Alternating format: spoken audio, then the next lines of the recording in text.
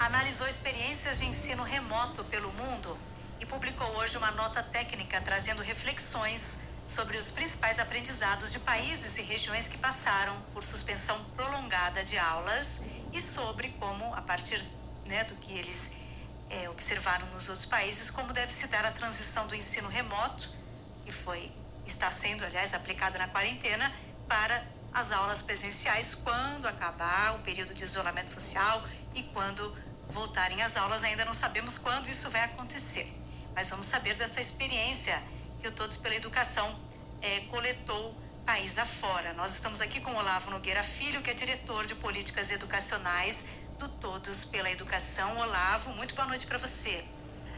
Oi, boa noite, Tânia. Boa noite aos ouvintes da CBN. Bom, só para entendermos aqui, vocês recorreram a experiências de que países? Bom, Tânia, primeiro é importante acho que só esclarecer para os ouvintes o porquê de fazer um estudo que já olha para volta às aulas, sendo que, como você bem colocou, a gente ainda não tem uma data certa de retorno. Algumas pessoas podem dizer, bom, será que a gente não deveria estar focando nossa energia no atendimento no curto prazo? E o que a gente tem defendido no Todos pela Educação é que sim, a parte significativa da atenção dos gestores públicos deve permanecer no atendimento emergencial, nos esforços de mitigação, né, da suspensão das aulas. Mas, no entanto, e aí as pesquisas, já entrando um pouco no estudo, mostram isso, por mais consistentes que esses esforços de mitigação eles venham a ser nesse período de suspensão das aulas, uma resposta à altura do desafio que se impõe só poderá ser dada no retorno presencial. Daí a importância da gente já começar a discutir, a debater, e as redes de ensino a planejar esse retorno às aulas, porque a experiência dos países que nós observamos mostra que não será um desafio simples, muito pelo contrário, vai exigir um planejamento bastante robusto para poder responder à altura dos desafios que nós teremos. Quer dizer que voltar não é simples, porque a gente imagina, bom, mas vai voltar à condição que a gente já conhece do que é um ensino, né, do que já é a prática comum nas escolas, mas não volta como era antes, é isso? Não volta, isso acho que tem um quê intuitivo nisso, né, frente ao que todo mundo está passando, mas as experiências de regiões e países que passaram por situações similares, então, para responder até a sua pergunta. Isso, ia retomar. Nós olhamos para países e regiões, muitas vezes cidades que passaram ou por situações de desastre natural, ou cenários de pós-guerra, ou até mesmo pandemias localizadas, né? O traço em comum que a gente buscou foi longos períodos de afastamento das crianças e dos jovens das aulas presenciais, né, da escola no modelo tradicional. E o que a gente tentou absorver dessas experiências é o que normalmente se enfrenta, né, num processo de retorno, né? De novo, voltando à questão que falava agora há pouco, né? E aí, acho que uma primeira mensagem do estudo traz isso com bastante ênfase, é que não será uma retomada de onde paramos, né? Não se trata de um período equivalente a um período de férias, onde apenas prolongado, né? As crianças e jovens, os profissionais de educação trarão consigo uma série de outros impactos advindos da crise, que não é só uma crise de distanciamento da escola, né? É uma crise que traz elementos emocionais, crise econômica que afetará muitas famílias das crianças e jovens. Então, um dos principais impactos que a literatura mostra que as escolas vão ter que lidar num retorno são os impactos na saúde emocional, né? E aí isso tem repercussões, inclusive, numa questão importante que o estudo mostra, que é o aumento das taxas de evasão, né, e abandono escolar. Então, já colocar essas questões sobre a atenção dos gestores públicos é fundamental para a gente planejar esse retorno, porque, diferentemente, Tânia, da ação emergencial que nós fomos forçados a desencadear quando a pandemia se alastrou, né, não houve tempo para preparo, né, para esse ensino remoto. Mas para a retomada, a gente tem algum espaço de tempo se a gente começar a pensar isso agora. Então, por isso a importância da gente já começar a falar disso e por isso já soltar esse estudo nesse momento. Sim, claro, não sabemos quando vamos voltar, mas é bom que estejamos preparados para quando as aulas voltarem, né? Então, os alunos, muito provavelmente, pelo que vocês constataram em outros países que passaram, né, por um período de isolamento, e aí por outras questões, né? Não são experiências recentes da Covid que vocês constataram, né? Não, nós olhamos, por exemplo, a crise da influenza em alguns países, mesmo desastres naturais em algumas regiões, que passaram por um momento de novo de grande distanciamento das crianças, para tentar pensar ali quais são alguns elementos que são comuns. É claro que o estudo faz isso, né? Há uma necessária contextualização para o contexto brasileiro, mas há lições que podem ser aprendidas.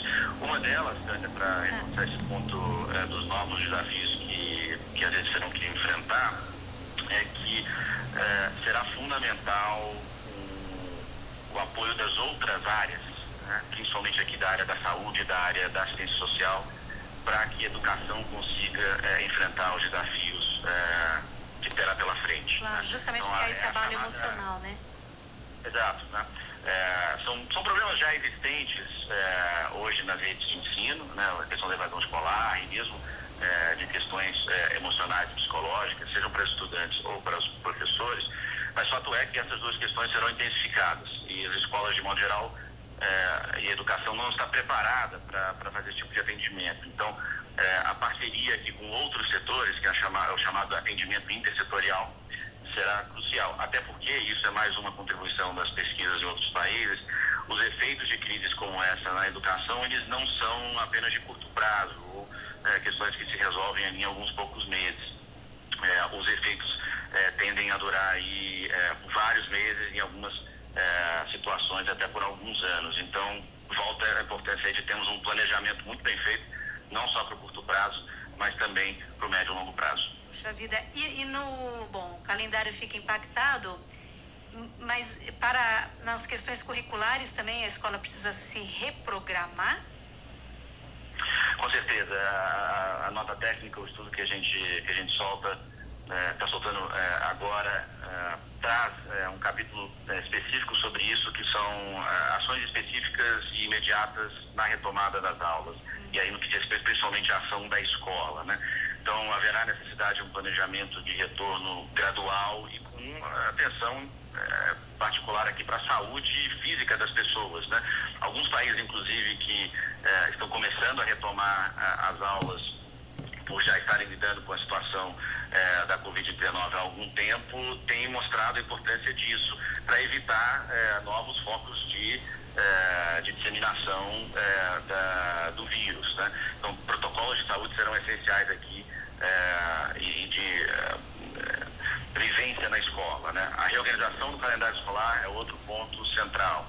Promover uma avaliação diagnóstica logo na retomada e, na sequência, programas de recuperação da aprendizagem também será crítico. E, por último, aqui a questão da comunicação com as famílias. A gente viu, Tânia, estamos vivendo isso ainda, né? Essa crise, esse distanciamento, uma dificuldade muito grande de muitas escolas e muitas redes de ensino de efetivamente conseguirem se comunicar bem com as famílias. Isso vem em grande medida com uma falta de estrutura prévia, né, e canais institucionalizados de comunicação entre as redes e as famílias. Então, num retorno será fundamental que a gente recupere isso de maneira muito rápida, porque a retomada ela precisará de um apoio muito forte das famílias. Então, a comunicação das escolas com os pais e com os responsáveis será também crucial. Bom, e também de uma hora para outra, né, as aulas deixarem de ser presenciais e passarem a ser aulas virtuais, né, também é algo para o que ninguém estava preparado. Então, há um prejuízo no nível de aprendizagem? Com certeza. E acho que muitas redes de ensino, acho que tem, inclusive, sido muito transparentes com relação a isso. As pesquisas também respaldam isso. Volto ao ponto que coloquei no início, por mais consistentes que sejam as estratégias de mitigação, e isso não significa que elas não devem ser perseguidas, elas devem ser perseguidas, mas por mais consistentes que elas sejam, as condições heterogêneas de acesso, principalmente a equipamentos tecnológicos, ela invariavelmente fará com que que o atendimento seja muito desigual, né? Então nós teremos aí uma parcela grande de alunos, principalmente advindos da rede pública e das regiões mais pobres, que muito provavelmente sofrerão muito mais do ponto de vista das lacunas no retorno, né? Mas só para reforçar de novo a questão da importância, mesmo não conseguindo chegar de maneira perfeita em absolutamente todos, é fundamental que se faça um esforço, principalmente por conta das famílias mais vulneráveis. As famílias que têm mais condições, com apoio do poder público ou sem apoio do poder público, farão de tudo para tentar mitigar. Sim. São aquelas famílias mais vulneráveis que precisam de apoio do poder público e, portanto, precisam fazer, não só numa perspectiva de tentativa de mitigar os danos de aprendizagem, mas fundamentalmente pela importância de se manter um vínculo mínimo durante esse período de afastamento, né? As pesquisas, e aí a nota também fala sobre isso, mostram que boas atividades educacionais no período de suspensão de aulas cumprem um papel muito importante para estabelecer uma rotina mínima, um senso de normalidade mínimo frente a um cenário muito instável e muito incerto. Então, a manutenção do vínculo, né, da escola com os alunos, mesmo que de maneira não ideal, é fundamental de ser realizado. Sim, sim. Bom, Olavo Nogueira Filho aqui com a gente, diretor de políticas educacionais do Todos pela Educação, o Todos pela Educação a partir, né, de experiências de outros países que passaram por um período de ensino remoto, por situações adversas como a que estamos vivendo, né, com a Covid-19. A partir dessas experiências, então, transferindo aqui para a nossa realidade, o Todos pela Educação está emitindo uma nota técnica com reflexões e orientações para as escolas já irem pensando a partir de agora sobre a volta às aulas, né? Como se preparar para essa volta às aulas, que não sabemos como será, mas que, como o Olavo Nogueira está dizendo aqui, exige um preparo, não é um processo simples e automático, né? Não será um vai exigir um processo de adaptação, porque afinal de contas é um trauma. Dá para dizer que é um trauma, há uma interrupção, né, da ordem natural das coisas e precisa haver uma retomada. Agora, Olavo, dá para tirar vantagem? Dá para, a partir da experiência do ensino remoto, haver um impacto positivo nas escolas a partir de agora? Esse é um ponto que as pesquisas também trazem. Esse é o capítulo final do estudo, que é o que a gente chama de possíveis legados, né? Ou oportunidades que podem surgir em função da crise, né? Sempre tem que ter muito cuidado da gente falar sobre oportunidades numa crise como essa, né? Mas fato é que países que passaram por situações similares, alguns deles mostram que em situações como essa é possível aproveitar oportunidades e possibilidades que surgem. Dá alguns exemplos aqui do que a nota traz, que nos parece que podem ser possibilidades para o Brasil. A primeira tem a ver com o ponto que eu coloquei no começo sobre o atendimento intersetorial, né? Trazendo a saúde, trazendo a assistência social mais próxima da educação para apoiar, né, os desafios que muitas vezes extrapolam as questões pedagógicas ou de aprendizagem propriamente dita, né? Na medida em que a gente avança em função da crise, né, com uma intensificação dessa articulação, um possível legado pode ser uma articulação que perdure ao longo do tempo, né? A gente, de fato, institucionalizar essa articulação entre diferentes setores na educação. Esse seria um grande legado para a educação. E aqui um outro exemplo tem a ver com a própria questão que falávamos agora há pouco sobre a relação da escola com as famílias, né? Há uma série de pesquisas, e aí que extrapolam inclusive esse estudo que a gente lançou, que mostram a importância da participação e do envolvimento dos pais, né, no dia a dia escolar dos filhos, com impactos inclusive no desempenho escolar dos alunos, né? Então, isso não é só pais que ajudam a fazer a lição de casa, não é isso, a simples preocupação, perguntar como a escola está acontecendo. Isso tem pesquisas que mostram que reverte em ganhos de aprendizagem e desempenho escolar do aluno. Algo que está acontecendo em muitas regiões do país, é uma aproximação muitas vezes inédita, né, que está sendo, entre aspas aqui, forçada por conta da situação de distanciamento. Talvez pela primeira vez as escolas estão tendo que de fato recorrer, né, e acionar os pais e vice-versa.